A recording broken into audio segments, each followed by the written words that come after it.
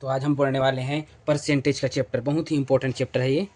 Maths शुरू करने से पहले सबसे पहले परसेंटेज चैप्टर को ही पढ़ें, क्योंकि ये जो चैप्टर होता है वो बाकी अन्य जो चैप्टर है उससे कनेक्टेड रहता है। इसलिए परसेंटेज चैप्टर को पढ़ना और समझना बहुत ही ज़रूरी होता है। तो चलिए दोस्तों, अब हम शुरू करते हैं परसेंटेज में। आज हम पढ़ने वाले हैं परसेंटेज में कि फ्रैक्शन में जो परसेंट दिए रहते हैं उसको फ्रैक्शन में कैसे कन्वर्ट करेंगे और फ्रैक्शन का परसेंट में कैसे कन्वर्ट करेंगे। परसेंट जो रहता है उसको फ्रैक्शन में कैसे कन्वर्ट करना है। सबसे पहले हम देखते हैं कि 50% को पहले समझते हैं। 50% को हम क्या क्या लिखते हैं, 1/2। 1/2 ये कैसे बना, इसको जानने के लिए इसको हम सॉल्व करेंगे। 50 का 50 लिख देंगे, परसेंट हटाएंगे तो नीचे 100 का भाग हो जाता है। परसेंट हटाने पर यहाँ पर भाग हो जाता है।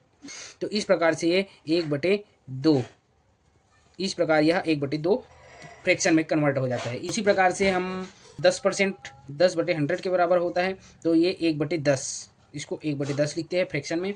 और 20% को क्या लिखते हैं, 20% को लिखते हैं 20/100। परसेंट हटाएंगे नीचे भाग में चला जाएगा। ये 20 एकम 20, 20×25 100, 1/5 होता है इसका फ्रैक्शन वैल्यू। परसेंट जो इस तरह से वैल्यू दिया रहता है, फ्रैक्शन में जो वैल्यू दिया रहता है उसका परसेंटेज में क्या वैल्यू होता है, ये भी बहुत इंपॉर्टेंट है दोस्तों। इसको आप एक बार समझ लीजिए और इसको याद कर लीजिए और समझ लीजिए कि किस तरह से बनता है। उसके बाद आगे के क्वेश्चन जब हम लगाएंगे उसमें आसानी होगी, इसमें समझने में आसानी होगी, उसको बनाने में आसानी होगी इनको याद करने से। तो इनको याद करना बहुत ही ज़रूरी है दोस्तों। तो सबसे पहले अपन देखते हैं 1/10। 1/10 को हम परसेंट में कैसे लिख सकते हैं। 1/10 को हम लिखेंगे 1/10, और परसेंट बनाने के लिए इसको 100% से गुना करना पड़ता है दोस्तों। शून्य से शून्य कट जाता है, ये 10% का वैल्यू होता है, इसको हम 10% कह सकते हैं। इसी प्रकार से 1/1, 1/1 को हम 100 से गुना करेंगे तो भी 100% का मान होगा। 1/1 मतलब ये 1। और 1/2, 1/2 को 100% से गुना करेंगे तो ये इसका मान होगा 50%।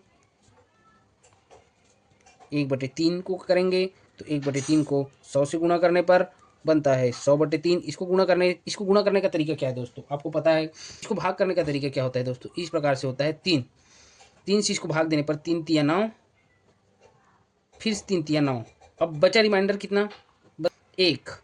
तो इसको कैसे लिख सकते हैं दोस्तों, तो इसको लिखने का ये तरीका ऐसे होता है, 33 सही 1, जो शेष बचता है उसको अंश में लिखते हैं और जो जिससे हम भाग देते हैं उसको हर में लिखते हैं। तो इसका वैल्यू होगा दोस्तों 33 सही 1/3%।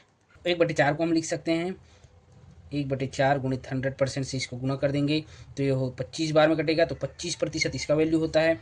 1/5, 1/5 को 100% से गुना करने पर होता है 20 बार में इससे कटेगा, तो 20% का फ्रैक्शन वैल्यू होगा।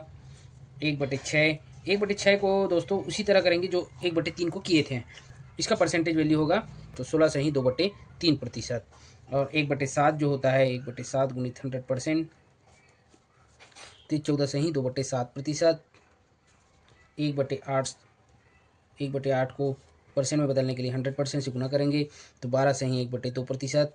और 1/9 को गुना करने पर 100% से अब बनता है 11 सही 1/9%। और 1/10 का तो आपको पता ही है, 1/10 गुणित 100% बराबर 10% का मान होता है। ये जो पूरा चार्ट बनाया हूँ दोस्तों मैं इसका 1/1 से लेकर पूरी 1/20 तक, पूरी पूरी 1/20 तक, ये जो पूरा चार्ट है दोस्तों ये आपको याद करना बहुत ज़रूरी रहेगा, क्योंकि ये जब याद रहेगा तो आगे के क्वेश्चन जब हम सॉल्व करेंगे तो बहुत ही ईजी तरीके से सॉल्व होगा। चलिए तो आगे 1-2 क्वेश्चन लगाते हैं जिससे आपको और क्लियरिटी होगी।